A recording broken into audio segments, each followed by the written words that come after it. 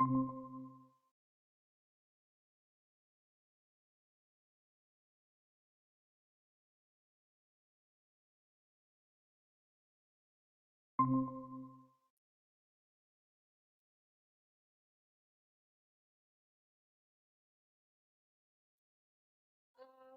will wait for a few minutes and see if anyone else joins, and then I'll start. Okay?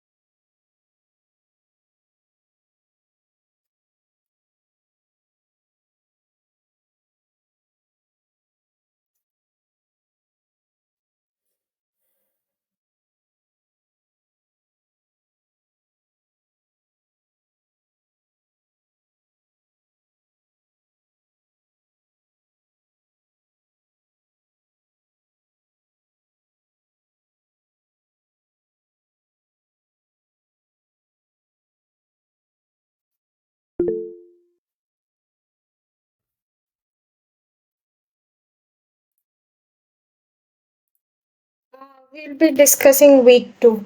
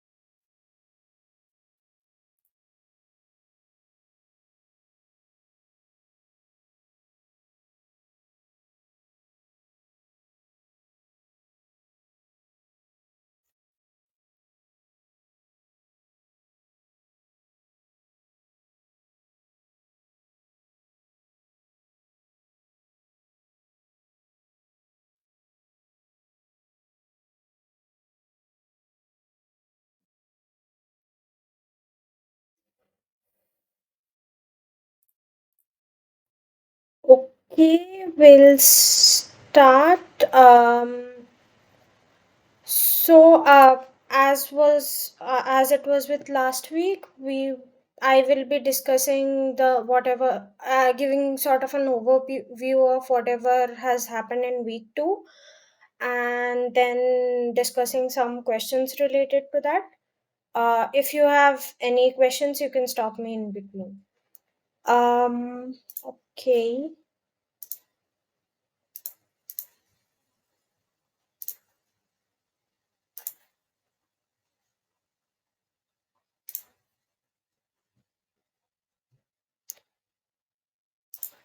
Can you guys see the screen?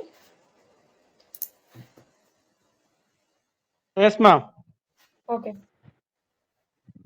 So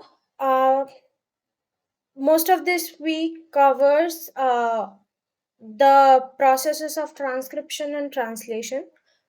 Uh, as as an overview, sort of, transcription is the process in which you copy the information that is stored in the DNA to make a single stranded RNA. This RNA can then be the information in this RNA can then be copied and translated into protein, which is the most common effector molecule that is present in the cell. Uh, there is a large number of genes that are present in a human genome. For example, we have to 20,000, almost 20,000 protein coding genes and almost 18,000 non-coding genes. Uh, these non-coding genes, even though they don't code for proteins, they code for other essential things like different kinds of RNAs that would function in the cell. Um, the average number of bases that we see per genome is 10,000, but this is not uh, set in stone, so to say. This number varies a lot, and it depends upon how many. It basically varies from gene to gene. Um, in brief, the when you look at a gene, it has different sort of structure, different regions in a gene. There is the promoter, which is what RNA polymerase binds to and then initiates the transcription. There will be a transcription initiation site here before the first exon, and that is the start site for the initiation of transcription. The whole genome consists of multiple exons and introns, and every gene has different number of exons and introns, and the end the gene ends with a transcription termination sequence. When you transcribe this whole thing, you get a single stranded RNA. So basically, when um, okay, so if say you have a DNA piece which is 5 prime to 3 prime, and this is 3 prime to 5 prime. So the information that's present in this strand is the template strand. Is sorry, is it's the coding strand. The information, we don't necessarily copy the information that's present here. What we copy in case of transcription is the information present in 3 prime to 5 prime strand. So whatever sequence that you get in a case of RNA, it's complementary to what is present in the 3 prime to 5 prime strand of the DNA. And because it's complementary, the sequence is sort of like if you take your 5 prime to 3 prime sequence and replace all of the thymines with uracils. That is basically what happens when you transcribe a gene. uh, but the gene the transcripted pre-mRNA sort of, it also has these intronic sequences in between, which you don't need. These don't code for any parts of the protein. So the pre-mRNA undergoes processing, in which it processing and one of the points in this processing is splicing. And this splicing results in what, which basically removes all the intronic regions in the RNA, and results in your usable mRNA, which can then shuttle out into the cytoplasm and can undergo go translation to make a polypeptide chain. This polypeptide chain can then undergo various conformational changes to form your folded protein. Now, coming to basic terminology of what's in a gene. As I said before, there are exons and introns within a gene.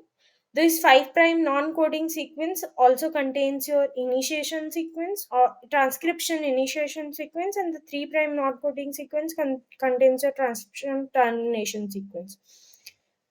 This is what you call a transcriptional unit. This is the information that's present in this is what is going to be transcribed into your RNA. There the so everything that's this side is upstream, and everything that's towards the 3' end of the gene is downstream. So upstream of this transcriptional unit, you have something called Tata box, which is this sequence is basically rich in thymines and thymines and adenines. So this is the region which usually this is the Tata box is the it's not set in stone. There are also genes which have promoter regions which are GC rich. But the main point to know here is that this is the region at which your RNA polymerase will come and bind. Then there is your enhancer region. What this is a There is no specific sequence to this region or specific sequence conservation, but but bound to these enhancer regions are activator proteins, which would then fold onto the promoter region, to the polymerase that sits on the promoter region, and start the transcription. There are also silencer units, which we won't be discussing here, but silencer regions basically prevent transcription of that gene. Okay, so there are the RNA polymerase is not a single protein, rather it's a multi subunit protein which has two alpha subunits, two beta subunits, one gamma and one sigma subunit. The So once the transcription initiation occurs, what the polymerase does is it unwinds a short portion of the DNA, and it copies the it sort of copies the information that's written in the template string by by making a chain of it basically makes a chain of nucleotides which is complementary to the bases that is present in the complementary strand. uh, this basically says what this is a depiction that says what I was saying. It So basically the information that's present in coding strand is not what you uh, copy. It's the information that's present in template strand that you copy, and the direction of your RNA polymerase the synthesis of RNA is always 5' to 3'. The extension always occurs in the 3' direction, and the polymerase moves such that it moves towards the 5' end in the template strand, and towards the 3' end in the coding strand. uh, I won't be playing the videos here. You can observe it during in the lectures. Um, Now coming to the translation part.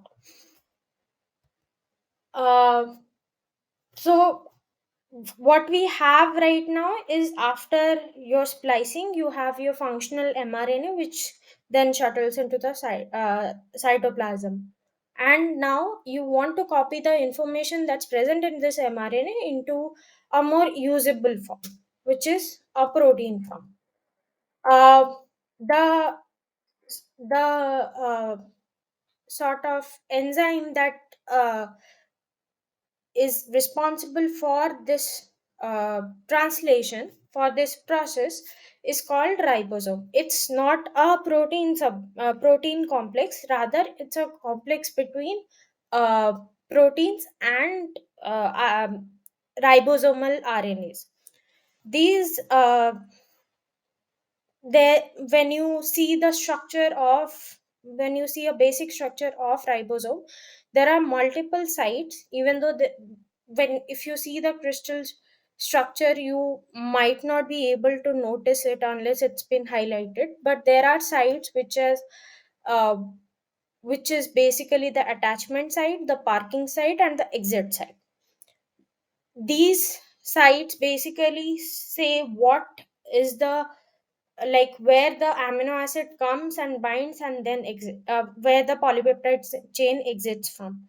When a new RNA enters the ribosome, so to say, it the tRNA, which contains your amino acid, which I'll be coming to later, would come and bind to the processed mRNA, and it would sort of form a form a smaller form.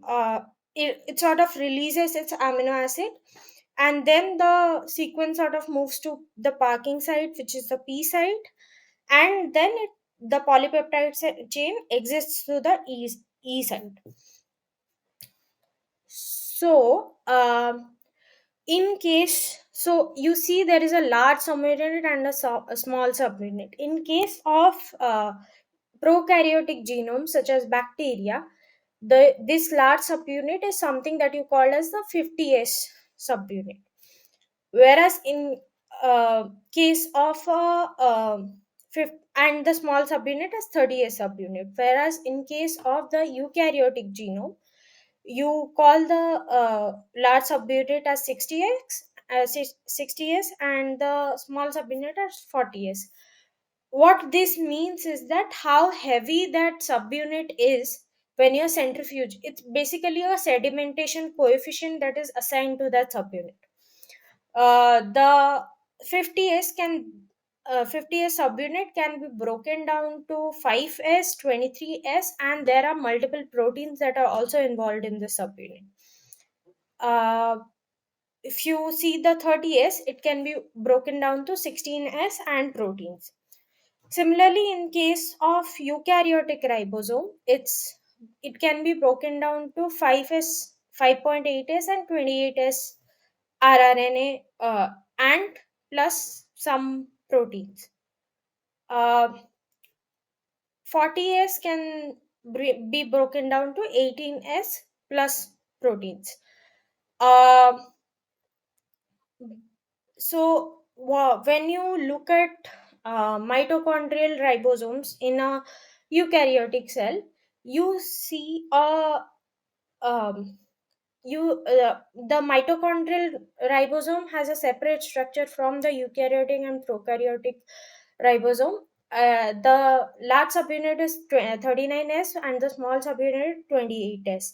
However, the drugs that you usually use for disrupting prokaryotic ribosome function can also disrupt the mitochondrial ribosomes, meaning that there might be some conservation in either sequences or the uh, structures of the proteins or RNAs among the mitochondrial and prokaryotic ribosomes.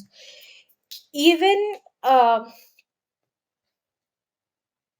yeah, that's mostly it. Now coming to how the information that is present in the RNA is copied to that of a protein. um, we this is some this is known as the genetic code, which in which what you can the an easier way to sort of remember this is, on every axis you have UCAG written, And um so and a combination of these three would give you what is the protein that's what is the amino acid that is generated from this code. So, for example, UUU implies a phenylalanine group will attach when you have a UUU in your RNA. It would result in a phenylalanine group. UCU would result in a serine group. So what so when you and the given that there are 20 amino acids and you can have 64 sequences if you consider UCAG, there is a lot of redundancy that is present in the genetic code, which even though if which sort of helps the cell that even though you don't have a particular suppose you don't have UUU associated phenylalanine available, you and if you have use UUC phenylalanine available, you can it sort of creates a degeneracy, which makes it simpler for the cell to translate the code that is written in the RNA. Always the start site of translation is AUG, which codes for methionine. So your tRNA, which codes your tRNA will have something called as anticodon. This is what you call as codon. The tRNA will have something called as the anticodon, which is a complementary sequence present on the exposed part of tRNA, for which for methionine will code for UAC. Also, there are three stop codons that are present in stop codons available. These three basically don't code for anything, and if your sequence has any of these three um, codons, it would basically result in the ribosome falling off the RNA and stop in translation. Yeah. Um, this basically tells you a bit of the history that is of how the genetic code was discovered, which you can go through. Now, coming to what is the agent that leads to the copying the generation of polypeptide from the RNA. So what you have, so this is what would bind to the ribosome and sorry, this is what would bind to the ribosome and then this portion would break off, and what would remain is this bound to the previous amino acids, resulting polypeptide. uh, the generation of this amino acid tRNA is uh, through something called as amino acid tRNA synthetase. It it has pockets for various it has binding pockets for amino acids and tRNAs, and this uh, and it undergoes a conformation change by after using an ATP, and basically links it sort of removes the hydroxyl hydrogen from the OH and links it removes the hydroxyl group and links the phenylalanine group to the tRNA. Uh, and basically this thing is is specific for each anticodon and for each amino acid. So what you get is a net result in which the AAA sequence is associated with phenylalanine, and this can then complement the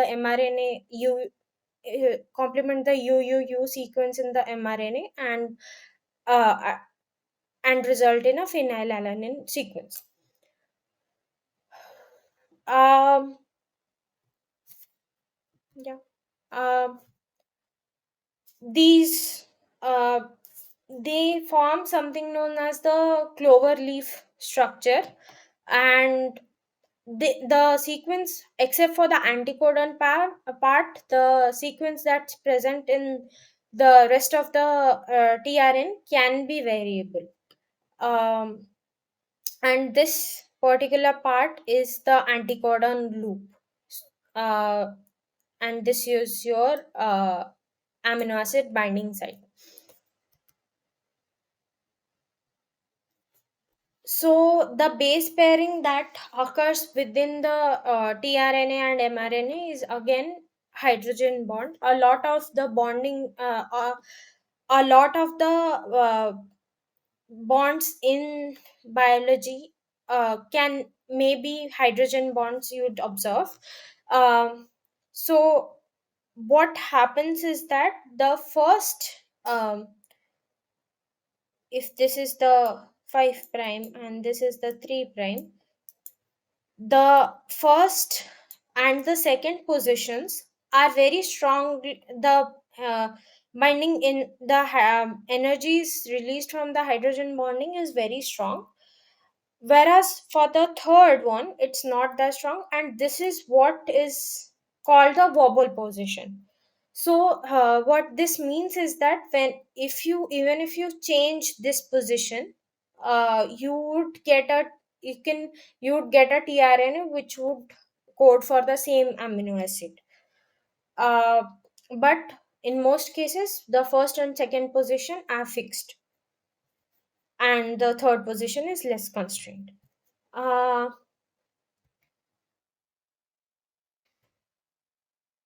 this is a depiction of protein synthesis with an error that even if the tRNA is used, there is a amino acid still attached to it. But this basically shows that this is the parking site. This is the A site, this is the P site, and this is sort of the exit where the polypeptide is exiting. Your tRNA would come, bind here, then there will be a peptide bond formed between the uh, previous amino acid and this amino acid, and it would release the chain.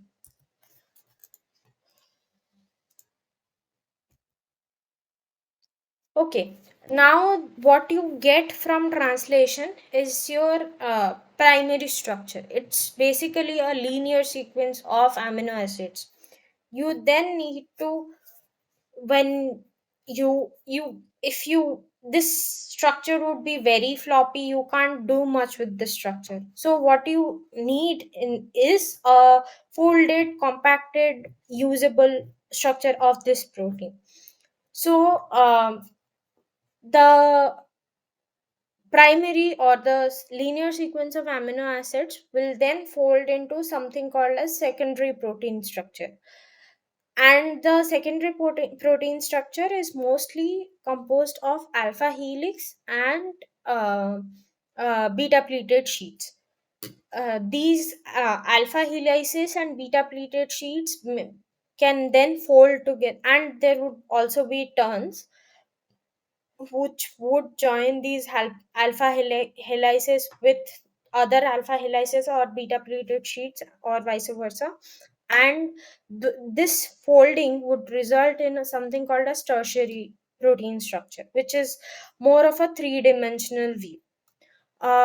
These tertiary protein structure, these tertiary protein folded structures can then, multiple of these can then assemble and form what is known as quaternary protein structure, which is not a single protein, but it's composed of multiple polypeptide chains.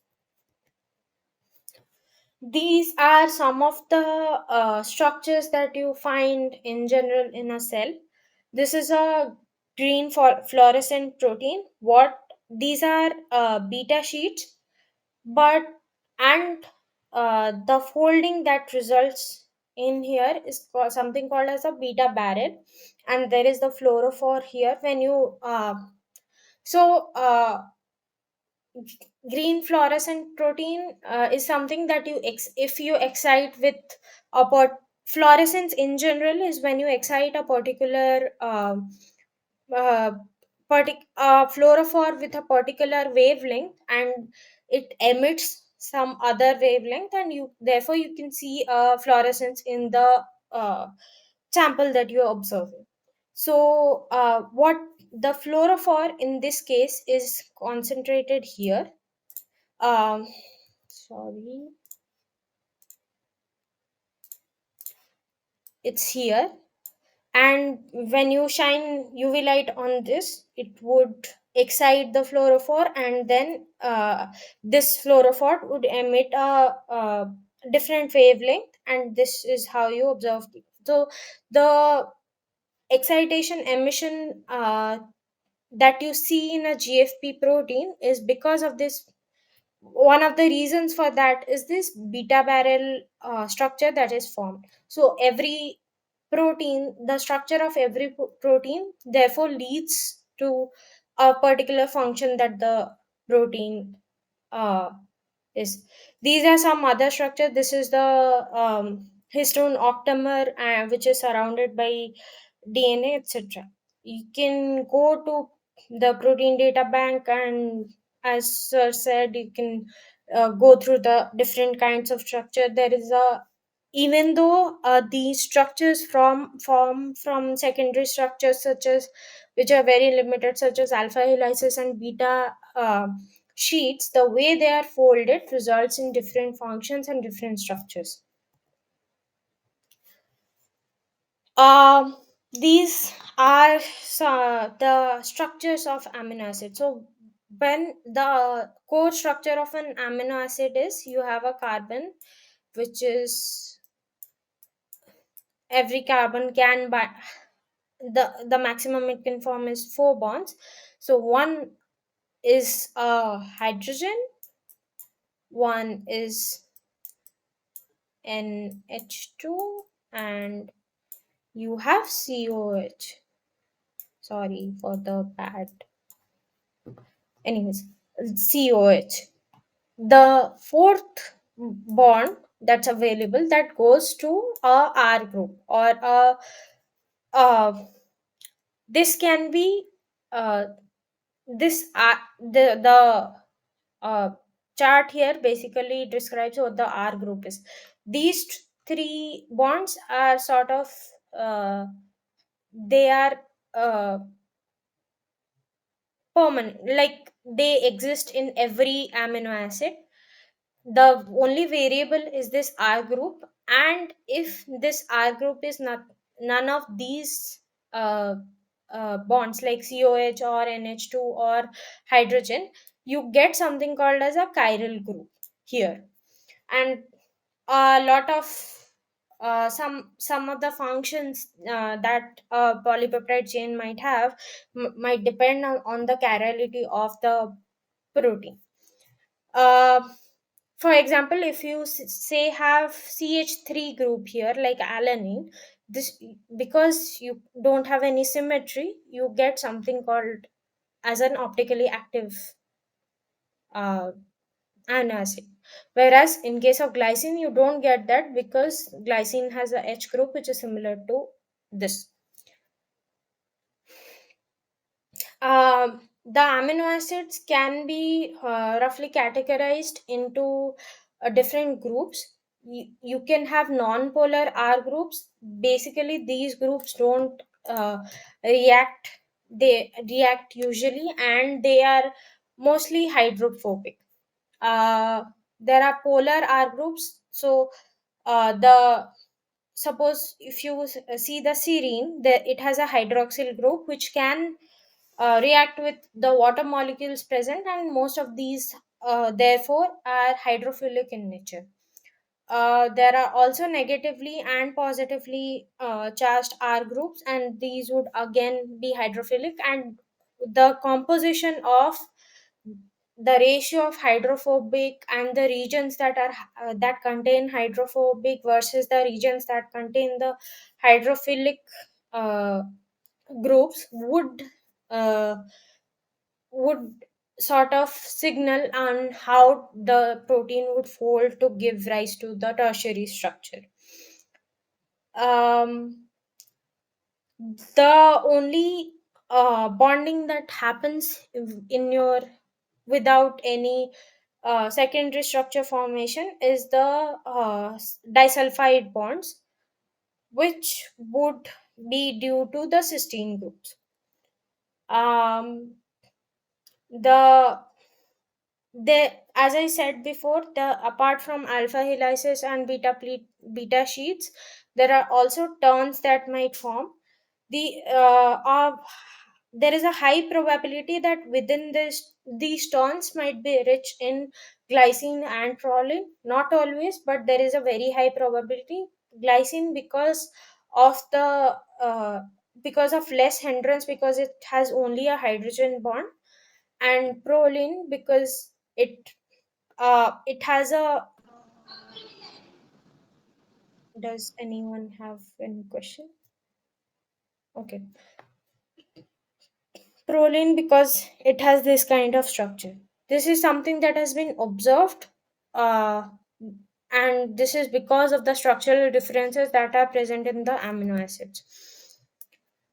Now coming to the peptide bond, as I said before, there is a NH2 and COH and H group, and there is a R group. So uh, when the polypeptide forms, what happens is that this the NH2 group of one amino acid binds to the COH group of the second amino acid, and this because this releases a H2O group when the bond forms, because you get one hydroxyl group from you detaches a hydroxyl group from COH and one hydrogen from NH2. Um, this this continues until you have the full chain. Uh, what uh, Now coming to dihedral angles, these are angles of rotation that is present different between different atoms in the polypeptide chain. Uh, there is the omega angle, which is the which is between it's basically this group. There is the uh, s- phi angle, which is here, and there is psi, which is here. So because the uh, because of resonance, you sort of get because of the electron groups here and the double bond that's formed here, you sort of get a uh, double partial double bond here. So this bond does not move much, and it's always at 180 degrees, or you can call it planar. uh, the bond that is the phi angle can the phi and psi angles can rotate up to 360 degrees, but it depends on what are the R groups.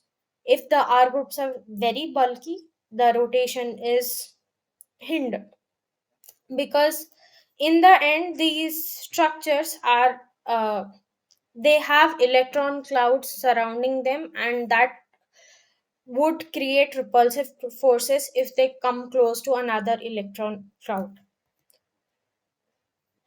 And yeah, you if you have a very bulky group, you would have reduced torsion, and if you have a very small group such as glycine, you can have more rotation, which we'll come to later.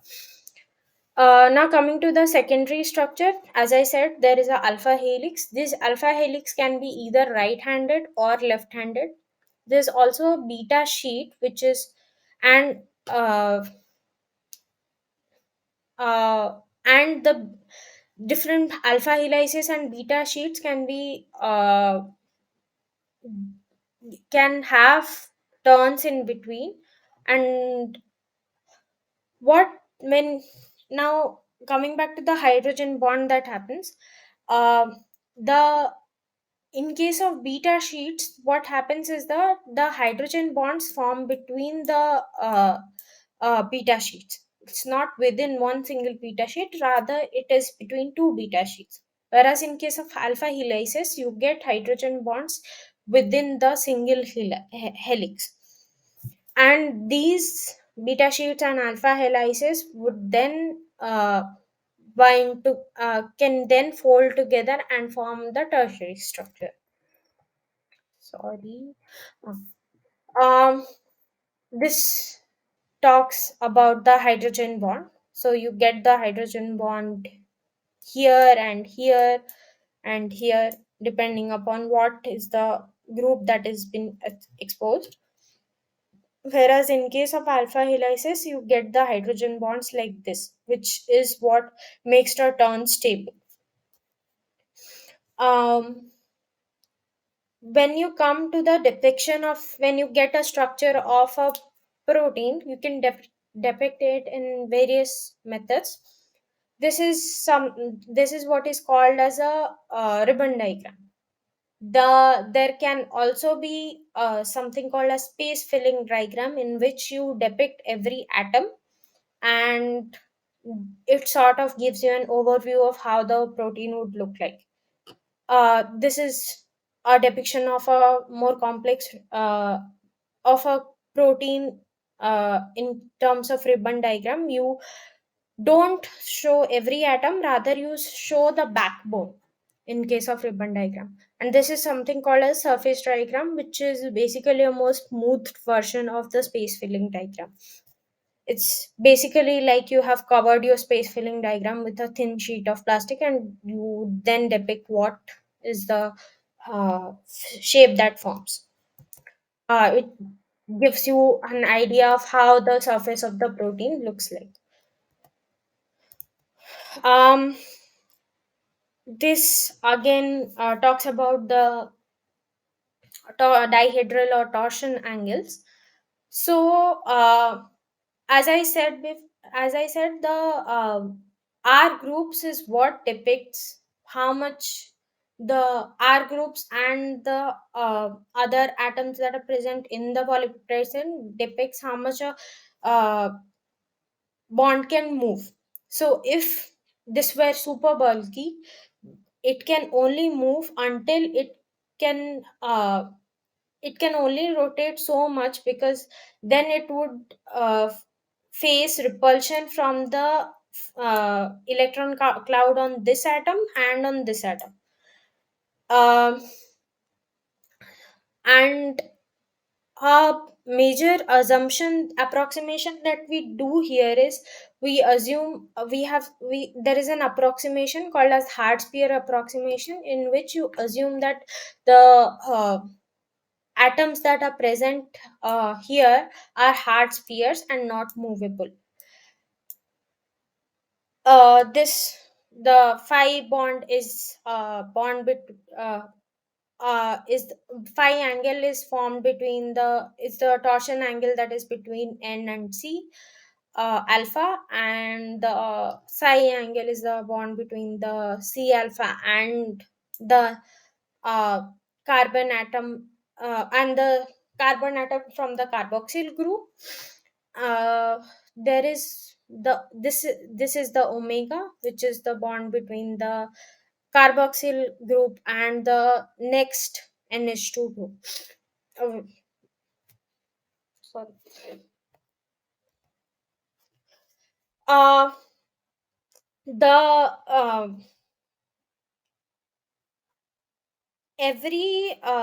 when you plot the psi and phi angles for a particular protein in a plot, which was discovered by Ramachandran and hence called Ramachandran plot, you would find that there are certain areas in the plot that are excluded, and most of the psi and phi angles would be confined to areas which are common, like uh, they are confined to particular areas within the plot, and you won't find the angles in all over the plot.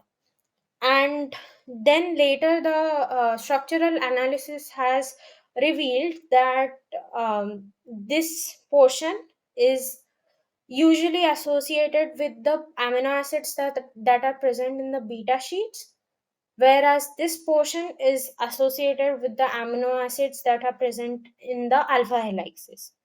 This is the right-handed alpha helix as depicted here, and this could be the this is the left-handed alpha helix. So the density of points here basically shows that there is a more probability that you find an amino acid which has phi and psi angles similar to what is here. And when you go to these areas, you would see that uh, the probability of finding an amino acid with these points decreases. You would most certainly don't find won't find any of the amino acids with phi and psi angles which lie here, like in the empty spaces. um yeah, please. Moving on. Again, few methods that can be used to determine the structure of the protein.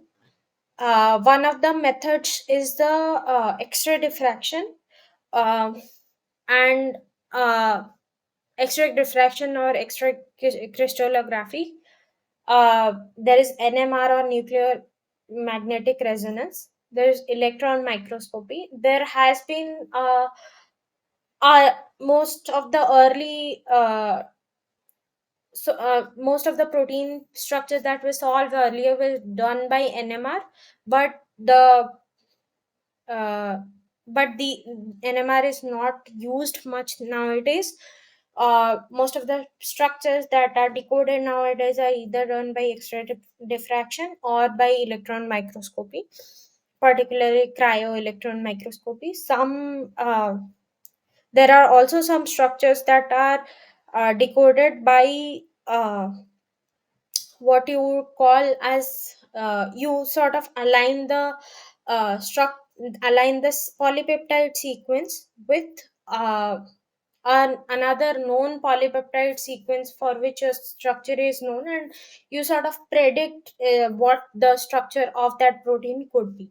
Of course, these when you do these modeling and when you do modeling and sort of match them with other old proteins, you wouldn't know the actual structure until you do a extra diffraction or electron microscopy, or like you actually see the structure.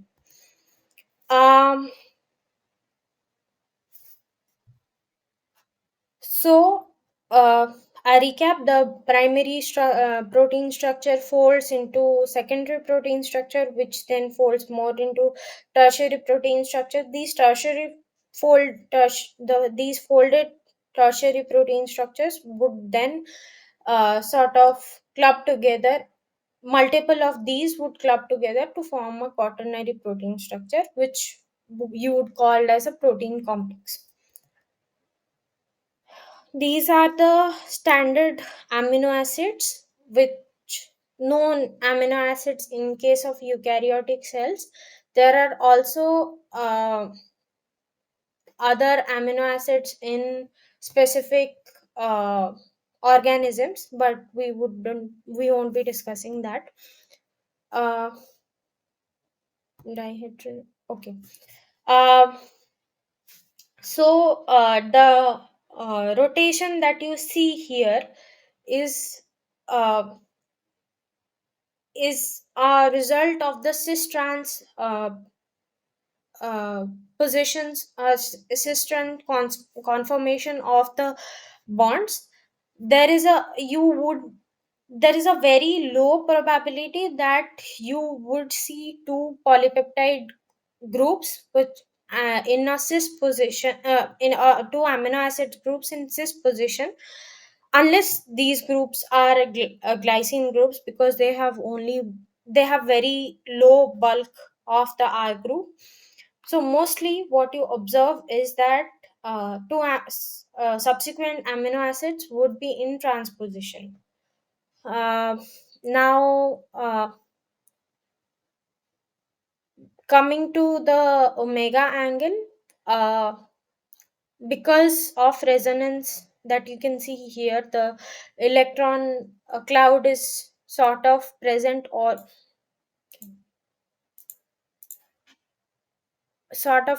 all over when you depict it as a resonance structure. You would not see a rotation here, because it's very difficult to rotate a double bond. It's easier to rotate a single bond, and it takes even more, higher energy to rotate a triple bond. Uh, and this is when you try to solve the atomic structure of these polypeptide chains, you would see a similarity between the sizes that has been predicted for these bonds and the polypeptide and the peptide backbone. For example, the CC double bond, when you consider the carboxyl group and the C alpha, so to say, uh, it's close to a CC single bond. Whereas when you see the C double bond, C has a length of 1.34, which is what's similar to the uh, or s- uh, the C double bond N is similar. It's very close to what you observe in case of this, the CN bond, which is which is covered by with the electron cloud. These angles are the angles that are formed if you imagine the atom in 3D. These are the angles that you can find in 3D between the NH bond, for example, and the NC bond. uh, as we saw earlier, in case of beta pleated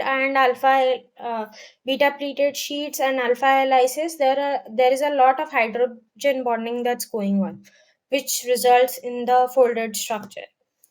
The hydrogen bond that is so formed is almost always close to 3 angstrom or zero point 0.3 nanometer. The So when you see the energy profiles for hydrogen bond versus covalent bond, the covalent bond, which is what you would find in a C bond, is very high as compared to what you can see in a hydrogen bond. It just makes it easier to break the bond when you need to, but it also makes it's basically more labile or reactive. Uh, but it also helps in formation of structures based on the hydrophobicity and philicity of the peptide chain, and result in a more complex structure. um this is a depiction of the Ramachandran plot, wherein you would get basically it's for a different protein. For every protein, you can generate a different Ramachandran plot. In this case, again, these would be the areas which have beta sheets or turns, and this would be the area which would have right-handed alpha helices. But more often than not, you would find that the areas are similar to what has been seen in previous plots. Now, coming to exceptions to the Ramachandran plot. So, what we saw was this is where most of the amino acids are probable to lie in the plot. But when you look at glycine, which it just has an H as its R group, it it has a more it can be rotated. The phi and psi angles for that is more diverse. Whereas when you come to proline, which has a, I am being very uh, I'm approximating it. It has an pentagonal R group. It can, because of its bulk, it can only rotate very little. So the phi and psi angles for the proline group is only constricted to these regions. So if you have points which lie here or here or here or here, most certainly these are proline groups and not other amino acids. And if you have if you have points here, there may be possibility that these are other amino groups, but there is also a probability that these are protein groups. Now coming to protein folding. So what you get from the, this is the polypeptide chain that you got, the unfolded state, and which then folds to a more native state. uh, there might be more intermediate states in between, and what you basically aim to achieve from the folding is go to a lower energy state. um, and approximate a lot of these uh, equations approximate the folded and the unfolded and folded states as two states, and there are no other states when you work with the equations, but there are a lot of intermediate semi folded states that might be present within these two states. um, these are basic chemistry equations you can go through. Um, Now, coming to what are the factors that ensure that the protein is folded. One is the hydrophobicity or hydrophilicity of the uh, uh, amino acid that make up the polypeptide group. There are also electrostatic interactions like hydrogen bond, dipole dipole interactions, etc. Disulfide bridges, which can form due to cysteine groups, also result in the stability of the protein. In cases such as hemoglobin, where there are iron groups bound to the folded structure, you which makes it more stable, you would have a higher bias towards the folded structure versus the unfolded structure. Um, if so, at the base of it, all of this boils down to the water and the protein interactions, the surrounding water molecules, how does this molecule interact with the atoms that are present in the protein, is what sort of one of the factors that dictates how the protein is folded. um when you are working with uh, when you are looking at the folding, the when the protein is in a unfolded state versus in a folded state, you would basically see a drop in the energy of the molecule in case of the folded state, just making it more energetically stable as compared to the unfolded state. And uh, this is sort of constant even if the size of the molecule changes to be 5 to 10 kilocalories per mole. Now coming to the problem in case of protein folding, we don't exactly have all the answers in case of protein folding. There are three major problems that you can see, that there are a lot when you consider the phi and psi angles in a polypeptide chain. And if you and how they rotate would basically result in the folded state, right? So all of when you account for all of these, there are a lot of stable conformations that can be possible from the uh, whole uh, polypeptide. What's keeping, we don't know how it reaches to that particular folded state every time, which is what's called the Levinthal's paradox. And if the reason for the folding is time, that it samples all of the possible conformations and then reaches the most stable one, it would take a very long time to sample all of these. Uh, and given that there are so many stable conformation, what makes it what ensures that whatever you reach is always the same and it's a unique fold for every sequence. Two of the sequences can have the same fold.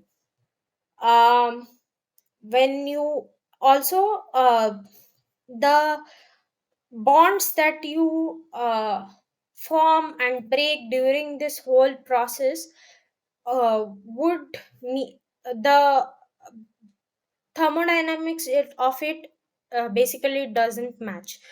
You get a 5 to 10 kilocalorie of drop in case of unfolded to folded structure, right? That does not match the calcu- calculations if you think about what all uh, uh, entropy changes occur throughout the molecule. um this is one of the examples of the stability of the folded structure, and that it always reaches that folded particular folded structure. When you consider our ribonuclease, these are the disulfide bonds. The reducing agent basically breaks all the disulfide bonds. And this reduced ribonuclease, if you heat it, this reduced ribonuclease can still, so basically what a ribonuclease does is it digests RNA into uh, nucleotides. So if you use this reduced ribonuclease on a pool of RNA, it will still digest it to give you nucleotides. However, when you heat it or you add urea, which basically disrupts all the interactions that result in this folded structure, you lose the functionality of ribonuclease. The unfolded ribonuclease does not function on the RNA and digest it. However, when you cool it or remove the urea, you see that the reduced ribonuclease would still function even after the heating and cooling cycle, would still function and result in digestion of RNA. Um, yeah, so basically, the takeaway from this is that even if you are denaturing the protein and renaturing it, it still reaches that same conformation that it was in earlier and not some other conformation. Um, when you think about it, these unfolded protein structures basically go down to a more stable state. It basically goes through all of these conformations and reaches the most stable state, which is a major reason for which is hydrophobicity and philicity of the R groups. Um, So, if you say have a surface that is this big, uh, you and this is collapsible, you basically want uh, the minimum number of interactions with molecules in case the surface is very hydrophobic. It's like the Michel logic, that what you want to do is you want to reduce the number of uh, uh, the surface that is exposed to the water molecules in case this is hydrophobic. So what if this is foldable, it will try to compact it so that the number of hydrophobic interactions is less. And this is what happens, one of the things that happen in folding. You basically make it more compact so that the number of hydro uh, interactions with water is less. um, so there is the hydrophobic effect. So you basically compact the protein and then you reduce the effect of the energy from the you basically reduce the repulsiveness of the water molecules to the hydrophobic core. The forming the hydrogen bonds further reduces the energy, and there are also van der Waals interactions in place which further reduce the energy to get these are the energy reductions that take place when you are folding a protein.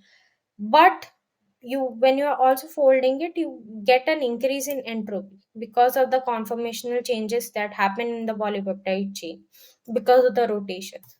And you finally get a protein which is stable and is of a lower energy than the unfolded protein.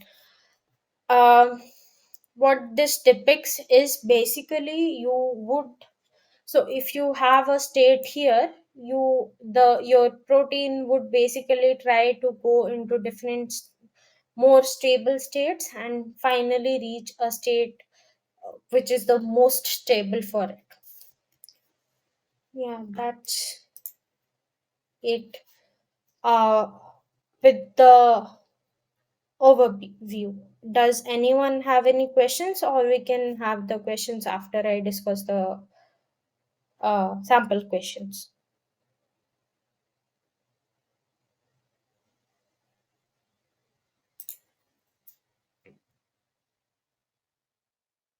Okay.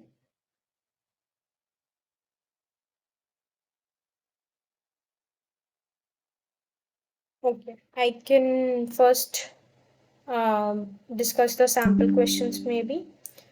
Um,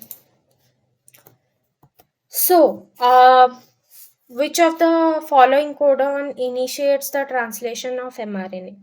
Always the first codon is going, which the initiated codon for mRNA would be AUG, which codes for methionine. So, in a polypeptide sequence, unless it's been chopped off or something, you would always see the first um, uh, amino acid to be methionine, which is because of AUG. Which of the following is a property of intron in the eukaryotic pre-mRNA? Uh, Introns are basically non-coding sequences, and they basically act as spacers between the exon and between two simultaneous exons. The other options are wrong because introns are not palindromic sequences. They can have any sort of sequences. They are not coding sequences. They are non-coding. But yeah, they are removed by RNA protein complexes, and the loop that is formed. I can maybe draw. So if you have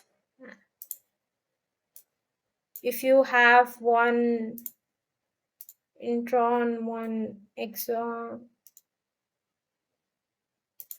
one exon, one intron, and one more exon. And what happens is that this form, the two exons join, and then there is a loop formed here from the RNA protein splicing complex basically, and this loop is what is called as lariat structures. um, Introns don't usually remain in mature mRNA. What alternative slicing means is that the number of exons that you have, you can, there might be splicing events in which one of those exons is spliced off. Like, say you have these two exons in a gene. It's never the case, but let's say you have two exons.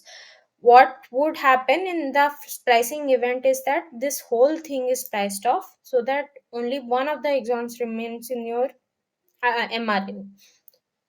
This is known as alternative splicing.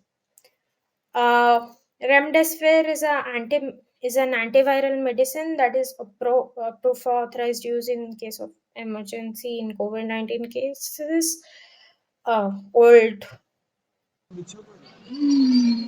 sort of old medicine, but what it does is it uh, you would basically, we want to know which step in the viral replication process does it disrupt, and it disrupts the RNA to RNA replication. uh, SARS-CoV-2 is a RNA virus, so what it basically prevents it from multiplying further in the body. Um, During transcription, only one of the strands of the DNA is used as a template, which is the template strand and not the coding strand. Uh, this cryo this is an electron microscopy image that you can find. And what we want to know is what is this structure, which is a lariat like structure, which usually forms during splicing events. So the answer is splicing. um this if it's alternate, again, if it's alternate splicing, this can also be big. It can be intron or exonic regions.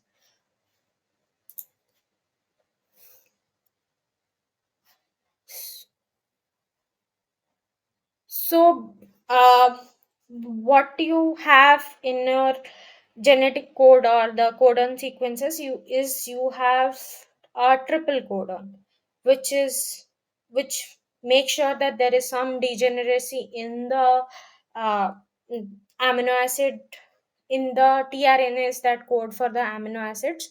So what you have is you have four UCAG, and you have four on the vertical axis, and then you have another four. So this results in 64 possible combination of the codon, uh, which is A, C, U, G. Sorry for the handwriting. Yeah, this concept is known as triple codon. Then from this, there are three sequences which we saw here. Three sequences which don't have any amino acids attached to it: the UAA, UAG, and UGA. So remembering this would help you decode what the information that's present in the RNA. Which of the following amino acids are exceptions to Ramachandran plot? As we saw, the glycine and proline residues are exceptions. Glycine because it has a very small R group, so, hydrogen group, and proline because of its R group, because of the structure of the R group, which is a pentagonal structure R group, and the structure of the amino acid, which is a pentagonal structure formed. Because of this, these have specific uh, structures present in the specific forms that you get in the Ramachandran plot. Um, the Ramachandran plot basically gives you ideas about the alpha helices and the beta sheets. So, what you know from this is the secondary structure that you find uh, in case of a polypeptide chain. Um, the omega angle, which is basically the angle between the C and N, the C, O, and N, it's 180 degrees, which is also called as a planar angle. And the rotational span of phi and psi degrees, as we saw in Ramachandran plot, is minus 180 to plus 180. That is the axis. Okay, so that you get here, 180 to minus 180. That is on the overview and the questions. In case you have any other questions, please feel free to ask them.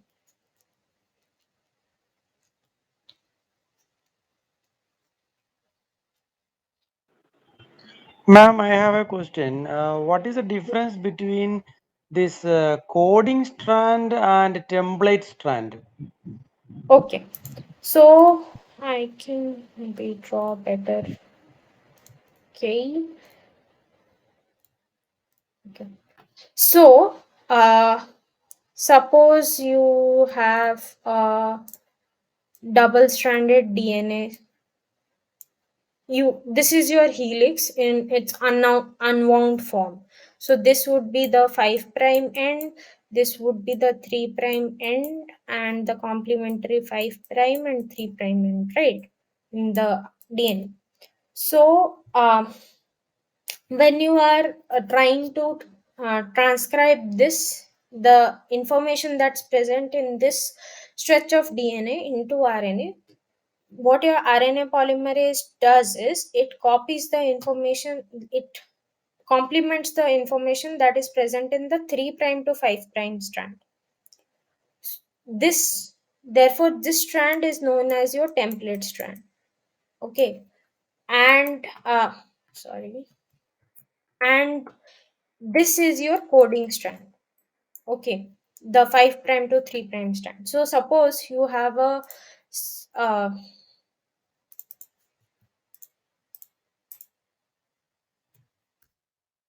so suppose you have a sequence ATGCTTT in your coding strand, which is your 5 prime to 3 prime direction.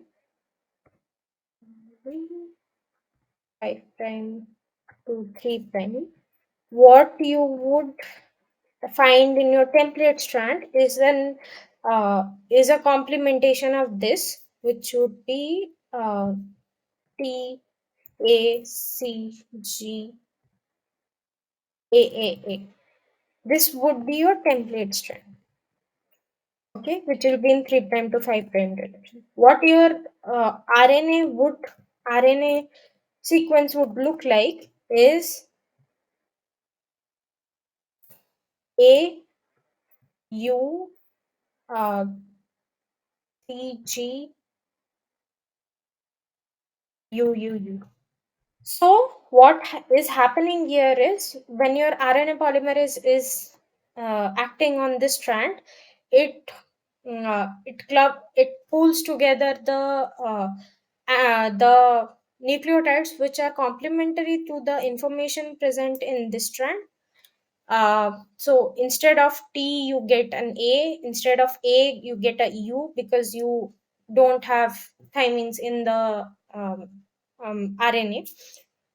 And instead of C, you get a sorry. Instead of C, you get a G, and instead of yeah. When you look at it, when you compare it to the coding strand, what you can see is the sequence in RNA is basically the same as a coding strand, except for the fact that you have replaced all your thymines with uracils. So that is where the terminology of coding and template strand came from. The template strand is the strand that the RNA polymerase uses, but the information that's present here is the same as the coding strand. Does that make sense? Okay, okay, I understood, ma'am. Okay. Any other questions?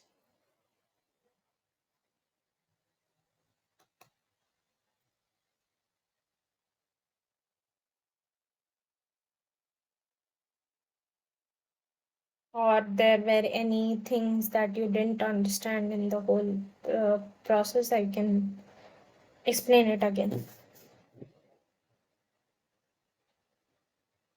Ma'am, one more doubt. You told that phi angle and psi angle can be Yes. rotated to 360 degree. Uh, Yes. but in the Ramachandran plot is given as a plus 180 to minus 180. That is, that 180 minus 180 difference is actually 360 degree. Yes. So Okay. you can rotate Minus minus 180 to 180 to plus 180, 180 but means. the Oh, okay. range is Okay, okay. That 1 understood. degrees. Okay, okay. Okay, understood, ma'am.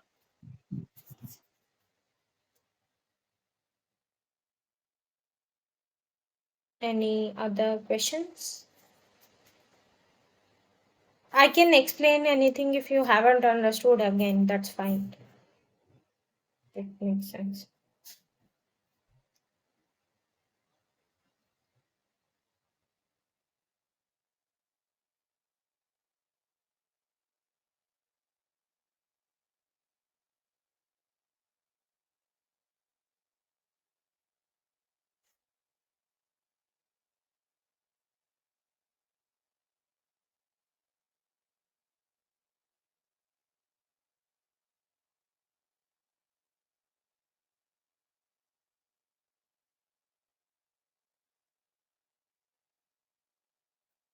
Okay. Any questions? Please feel free to ask.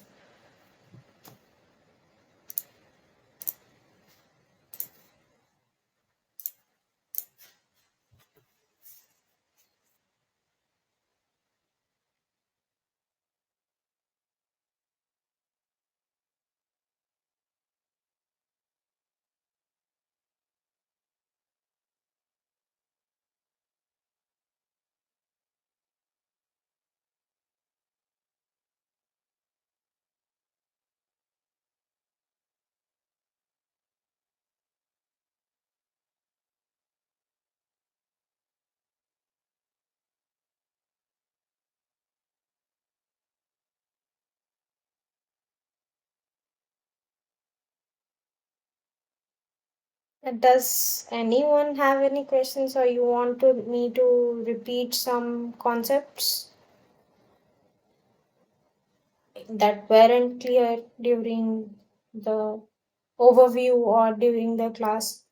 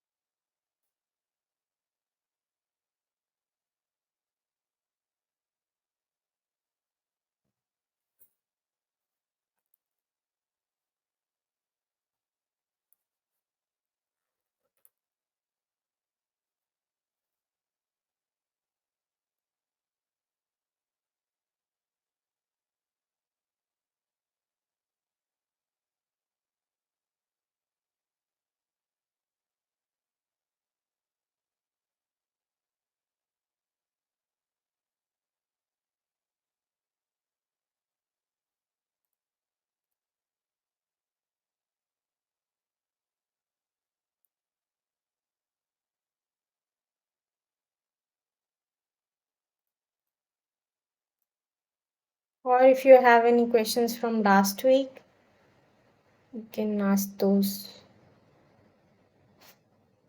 as well.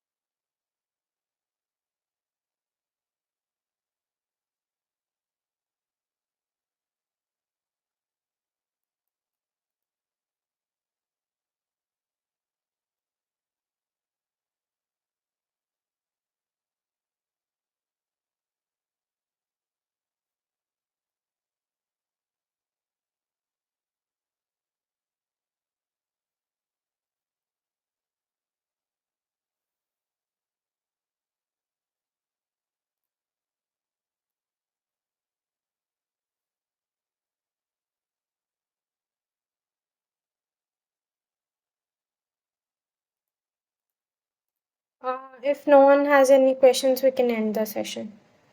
Thank you.